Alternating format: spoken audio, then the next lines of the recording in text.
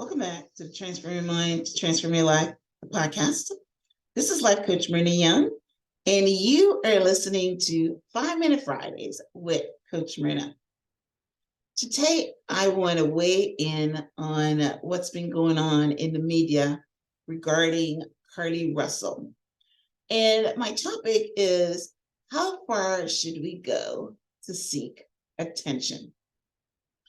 So, if you don't know, Carlee Russell is a 25-year-old Black nursing student who suddenly decided, or maybe she's been fascinated about this for years, to fake her abduction. Police says that she Googled the movie Taken and other abduction tips before calling 911 and saying that she saw a 4-year-old walking on the highway and she was going to go investigate.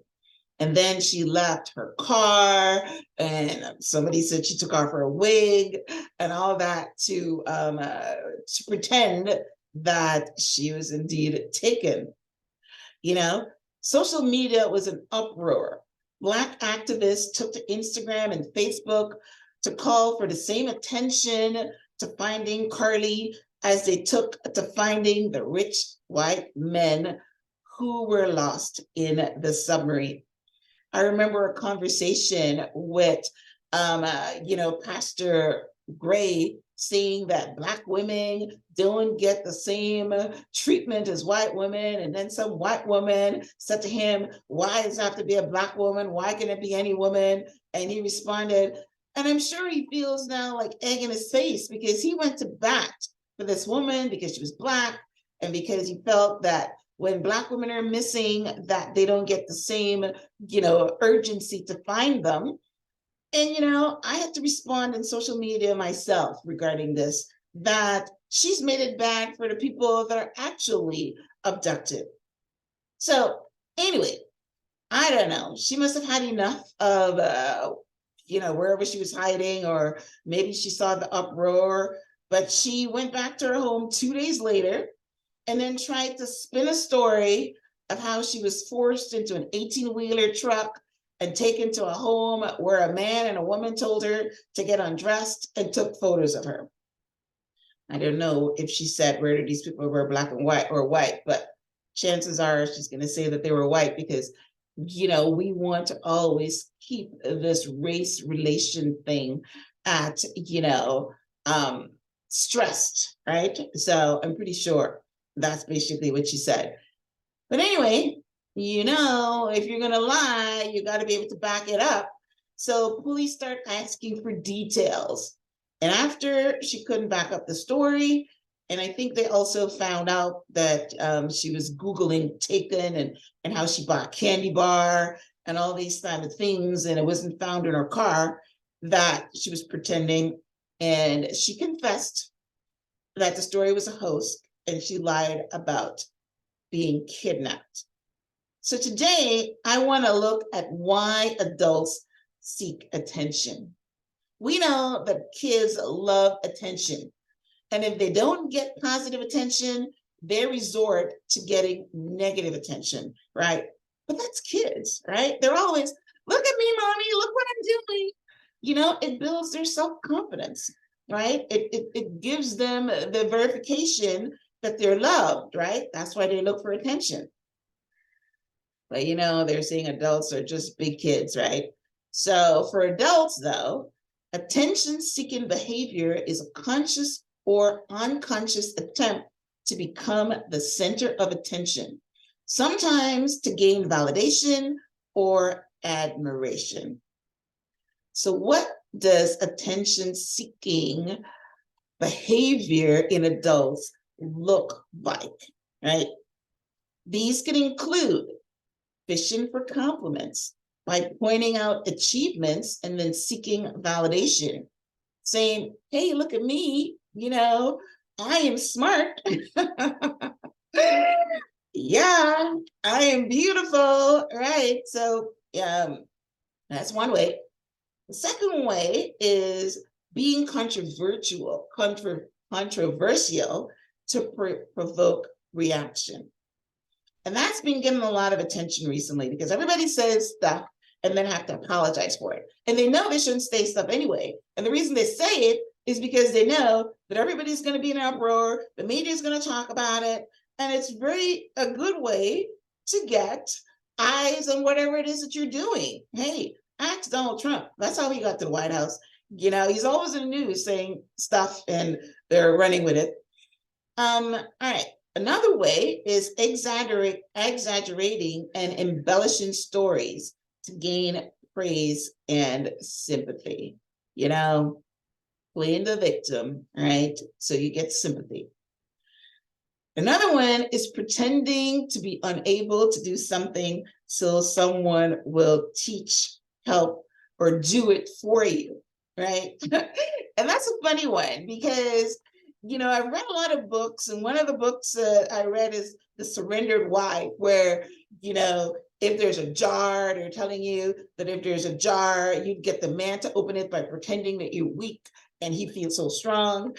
And the Barbie movie took it to another angle. They kept saying, hey, there was a humorous section about women pretending not to know how to balance their books, not knowing how to do things. And this was all to show the man that, hey, you know what? We need you. You're strong. We're helpless, kind of thing. So, yeah.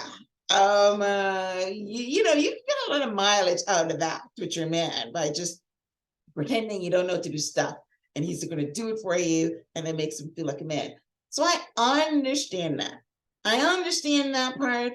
I understand saying controversial things so that you can get attention to your business or your podcast or whatever it is you're doing, or get more followers and things like that. I understand that kind of attention can help, right? So, but why do you think that Carlee wanted to pretend that she was abducted? What kind of attention was that? I mean, I can't understand that at all. To me, and I'm going to put it in this same bucket, you guys can leave your comments and let me know if I was wrong. But to me, that sounds like the mass shooter filming himself killing people so he can get his picture in the news. And in fact, this has become a very common thing, and which is why the news stopped showing the picture, because all these young people wanted notoriety. So they go shoot up a school or shoot up something and then film it so that they will get likes, or I don't know. Yeah, this is a crazy world that we're living in, right? So, what was Carlee's intent, right? If her intent to get her pictures plastered all over the news, then she succeeded. And I was watching, the reason it inspired me to record this episode is because I'm watching the news, and that's what they're doing. And I'm understanding they don't realize what they're doing. I mean, the news station has got 4 or 5 pictures of her all over the news. Why can't they just say it was a hoax without plastering her pictures all over it? Because that was probably the fame that she intended. And guess what? There's going to be copycats because everybody wants to be famous. Bet you any money that there's some other copycat, which is why everybody's now shooting up schools or whatever, because they love the notoriety of it, right? But, she has to live with this. So getting attention for a lie never works out for you. The mass shooters are usually dead because someone kills them. So their notoriety is not, they're dead. But she's still alive, and she has to live with this.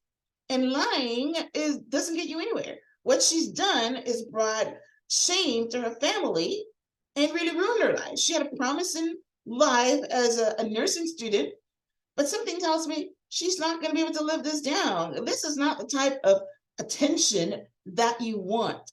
Faking your own abduction, having people worry about you, having people put manpower, they're probably going to charge her, right? So, hey.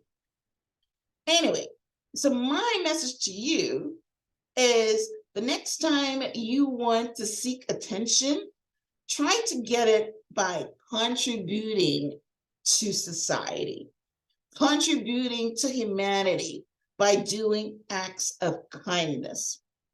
It works out better for everyone, including you. All right, so listen, thanks for tuning in to this week's episode of 5-Minute Fridays with Coach Myrna. I hope I brought a little spin to the attention-seeking part of you. Everybody likes to have the attention of their loved ones. You like somebody to pay you a compliment, but watch what you do to get it. Because if you're just attention-seeking, that means you have low self-esteem, and maybe you don't have a lot of self-worth. Okay. All right. Thanks for tuning in.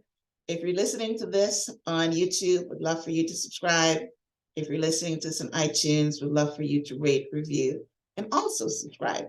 Until next time, namaste.